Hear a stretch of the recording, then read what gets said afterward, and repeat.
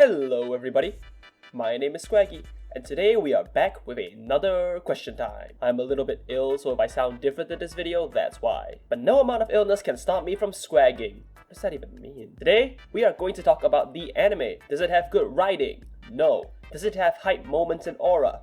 Also no. But what it does have are characters, and many of them are supposedly good at the Cardfight Vanguard trading card game. While characters like Aichi and Kai and Chrono are always winning their games, some of the characters, based on in-universe skill or based on their real-life deck strength, should be doing a lot better than the show lets on. So today I asked you, which are some of those characters? And I'm beginning with the GOAT. Mamoru Angelo is the clan leader of the Dragon Empire in the Vanguard G series. In it, he has a pretty good win rate against the three main characters while they were still learning, of course. He 1v3'd them all at the same time, starting with 3 cards in his hand for each game, and won all 3. Now, I don't know if you've ever tried to play a game of Blade Master where you have 3 cards in your hand to start with, but that shit is hard. Not only that, he's about on par with Ibuki, he completely mocks Inishi, and he was such a threat, they had to put him in the hospital for the rest of the series. Well, for 1 season, and then he never fights again. Why? Because if Geese showed up and Mamoru Angelo was there, wouldn't even be a competition. They would have never even summoned Geese. He would have soloed all 6 Xerath dragons. Okay, let's see what you guys came up with. Enjomi says, OP already said Mamoru, so Mirei. If we're talking about Overdress Season 2, she already was pretty good in general in the show. I think kind of matched what Buff Sakura could do in real life. But if we're talking about this season of Deluxe where she has Akasaya, she should, by all accounts, have already won the tournament 5 times over. What they like to do over at Bushiroad is that for each anime season recently, they have been publishing the deck list of every fight.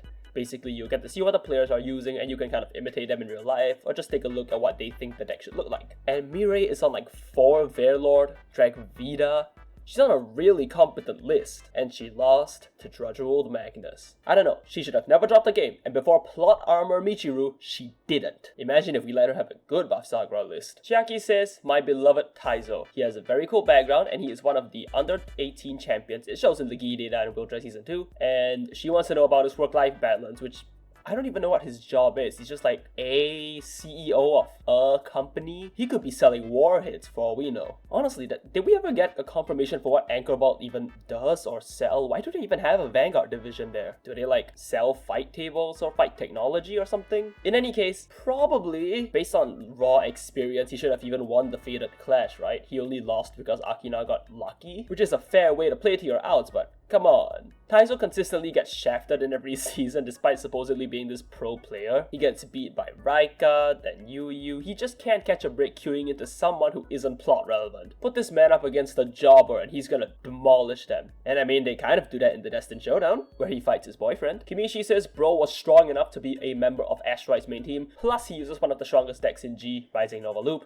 He's even one of the main forces who pushed back against the reverse. As far as I know, he only lost to main characters who needed a win for the plot to progress. You will find that many of the characters, despite their skill level or the decks that they pilot, only do ever lose to the protagonist because the plot has to progress by losing to them. But Kyo is pretty interesting because he's set up to lose in G. They're like, Kyo, you have to lose so Ren can stride Phantom Blaster Diablo and not use his skill in the relay fight. It's insane. Kyo being kind of the weakest member of AL4 isn't saying much. They're all incredible players. The Spike Brothers are a pretty competent deck when he plays them. He trains in the snowy mountains as a Yeti. Honestly, if you asked this guy to storm Asteroid HQ in the reverse arc, he would have swept reverse Tetsu no problem. But no, it has to be Ren. God, now I even sound like him. Tokuha Anjo also says that not only Mamoru, because I'm right as per usual, but also him. Not because he was that good at the game or anything, but I am the only Neve fan on the face of the planet. In case you guys are unfamiliar, and I kind of am too, this is Philip Neve, who is one of the Quattro Knights in the Legion Make arc. He plays Metalborgs, which are like Dimension Police's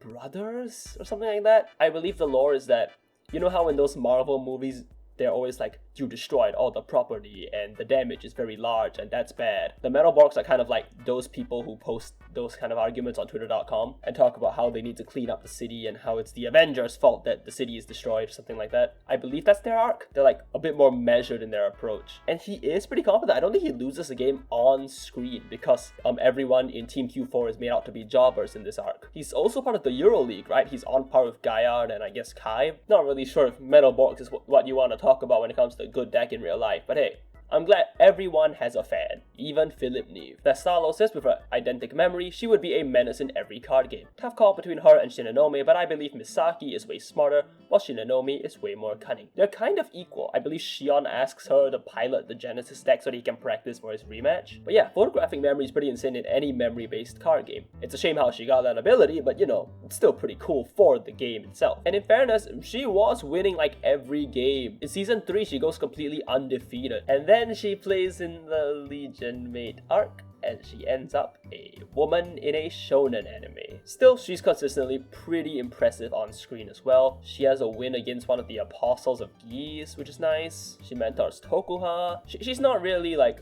on the sidelines or anything, but she is pretty good at her game. Definitely Not Many says he is the strongest card fighter with all natural talent. I'm gonna assume this next part you're not saying this with malice but affectionately. If only he weren't an autistic obsessive with grade 3s. I'm gonna assume you mean that in a very endearing light, because I do mean this in a very endearing light. He likes playing grade 3s, and this is the only thing that's stopping him from winning games. He has Aichi in a position of crit to lose when he pilots Dauntless the End pretty much perfectly on the first time holding the deck. He sweeps a sharp tournament with Gold Rutile Turbo. Not even Gold Rutile Turbo, the trial deck for Gold Rutile. He puts the pressure on Chrono after G assisting. At the end of the day, he is a joke character. He's a bit of a joke character, but when Morikawa gets serious, is he not the strongest character in Card Capital 1? Well, maybe. You know, he never gets reversed. He battles Giza's little blob things at the end and he's fine. I don't know, it's looking like Morikawa is better than all the dark forces on Cray. Rest in peace, Morikawa, you would have loved Bastion. Frost Lantern says, I can't find the clip, but Kai playing Descendant in Season 3. Not because his performance wasn't good, but because he went, Aichi, Ren, you're both so strong. While they were playing trial decks, man thought he couldn't catch up to starter product. This always bugged me. On some level, it is understandable that your rivals are pulling ahead of you and you feel that you are being left behind in the dust. The unfortunate truth of the matter is that for the battle between Ren and Aichi in the Link Joker arc when they are fighting for the Vanguard, what is it, the Koshian, the high school championship, they are both on 4 copies of their respective trial decks. And Kai's like, how could I ever compete and catch up? They're so strong.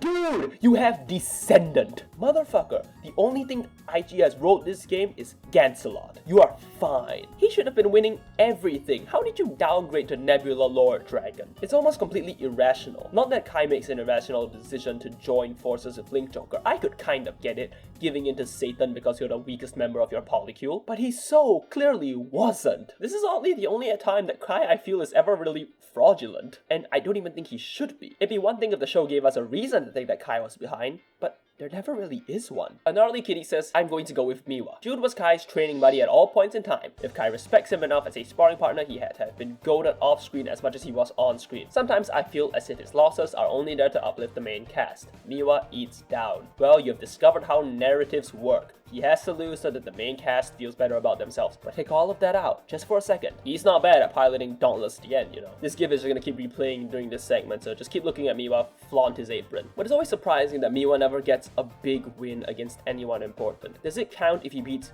Jun, the king of the underground fighters? I don't think so. But he's supposed to be pretty tough. I'm surprised they never let him beat like Aichi on screen or something. Or even take a game off Misaki, which, you know, they kind of have like, they flirt with the idea of them being together. They don't really get together. It never goes anywhere. It never goes anywhere. It's a shonen anime. All he does is beat jobbers. All he does is beat Shingo. That's it.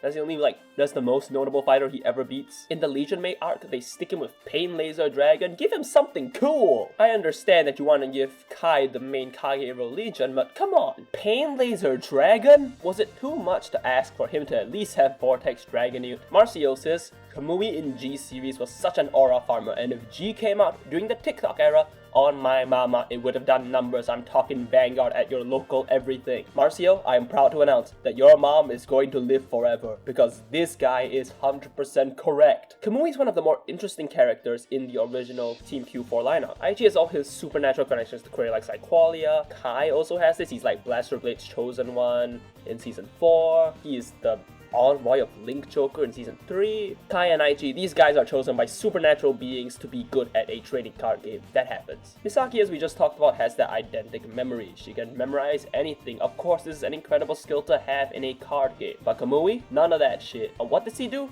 He keeps pace.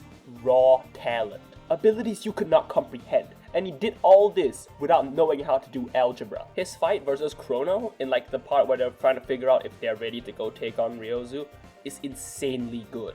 and he's talking about how he can't believe that everyone he's surrounded with has such horrible fates, such important fates, and he doesn't have these fates. And what does he do? He sticks it out. He beats an apostle. He's the GOAT. And Team Q4 will not have all of the LGBT without him. They've got the lesbian, they've got the gay, they've got the beast deities, and they've got the trans. And that's only from Kamui Katsuragi, the Great One. F190 says Shion could cardfight and even throw them hands. Shion is interesting because I always thought he was being set up to be the person to defeat geese who would possess Chrono. I thought that was the arc they were going for, and I thought that would have been really cool. He has an incredible win rate throughout the whole series. He does even beat Chrono in a decently high stakes match when he's like threatening to quit the team.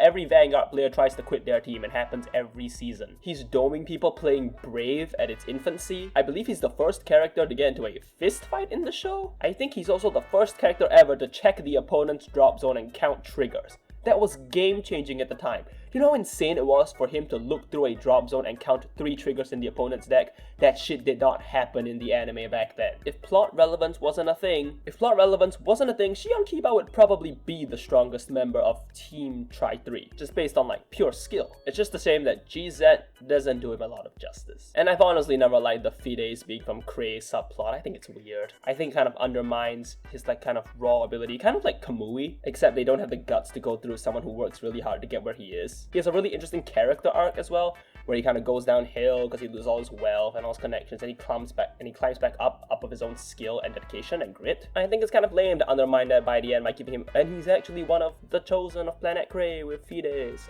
I don't like that. Let true strength mean true strength. TVLV says D also has a GOAT, Danji. Dude stole the show every time. They even sidelined him so he wouldn't outshine Yu, but he's still the most relevant in-universe. Insane scaling to the strongest every time, he is goated 100%. A lot of people don't like Danji for very reasonable reasons. What if I told you this was correct? What are Danji's losses really? I guess he loses to Mirei in season 2. He loses to Toya in that season 2. He only loses on a crit to win. That's pretty good. He made Toya pass out with how good his Bruce was. In Will Dress, he's about on par with Michiru. Come season 2, he completely dominates all of America, and then goes back to beat the shit out of Yu. Then he rides Dradrul to beat Michiru. This guy was the GOAT! We don't talk about Will Dress season 3 episode 5. We just don't talk about that episode. It didn't happen. It's not canon. It's really not. When we get the 4th Bruce, it will be time once more. The final burst all over the table. Critical to Win says, I'm going to represent the best bald fellow and say that Masanori gets Divine Skill Zorga and then proceeds to lose every single important match in Divine Z. I mean, he does beat Greed on, but that match is 0 stakes. The loss to Blank Damara makes sense given his perfect guard stalking, but he also loses to Alden next season too. We need a win rate that's better than his hairline given his card quality. Hey!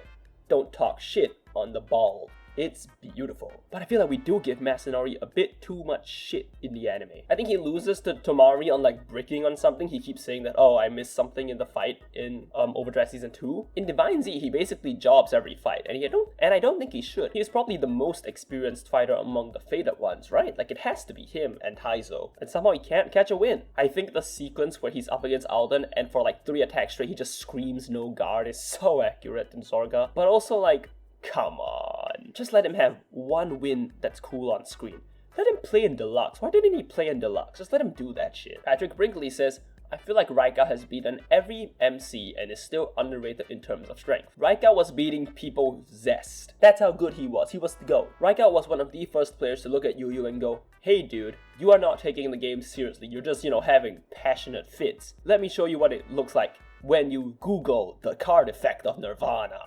And then he beats him with zest. That shit was cool. It's weird that Raika jobs this hard. He loses to what? Dradrul Masks? How do you lose to Dradrul Masks? He's Dradrul Masks' only loss on screen, I'm pretty sure. And then he comes into the Deluxe arc, and I mean, yeah, he does beat Akina, but then he loses to like Set 2 Vaisrug. He should have been doming Set 2 Vaisrug. Have you seen Set 2 Vaisrug? Look at that shit. How's that okay? And he loses to Levitras. And if anything, he becomes kind of this wall/obstacle just to show that Kwon isn't a complete jobber, and to be very good for Kwon. But god damn, it feels bad to be Raika. Didn't even make it to the second arc to try and rematch Michiru. What a sad arc for him. Hopefully we see more of him because he should win a game soon. I want to talk about Dominic Garcia's answer here. Shin specifically during the OT run in G. Like, I get he has his reasons, but my man was a beast of a player during his heyday. Wish he had more fighting in OG and G. And yeah, we know the B series exists, but he wants to see like him fighting against Aichi or Misaki. And while I think the V series does do a good job of showing that Shin is the GOAT, there's another funny reason I think he would have won everything. According to this one Vanguard G flashback episode, for some reason he has access to Yasuie's strides that he doesn't have access to in the original G Season 1 during a BTO1 format, like pre-strides. He has access to everything. It's one of the weirdest continuity rewrites that Vanguard's ever done. So you're telling me this guy had Shadow Stitch Yasuie and he played as coach to the guy playing Blazing Flare Dragon? Come on. Let this man stride against Phantom Blaster Dragon. He would have won everything on his own. He would have never dropped a game. So, what have we learned from this? Kamui Katsuragi should have been the main character of Vanguard G. Alright, that's all I got for you guys.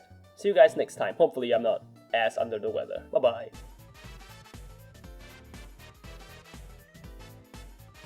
But no amount of illness can stop the Swagster. That's not my name, don't call me that.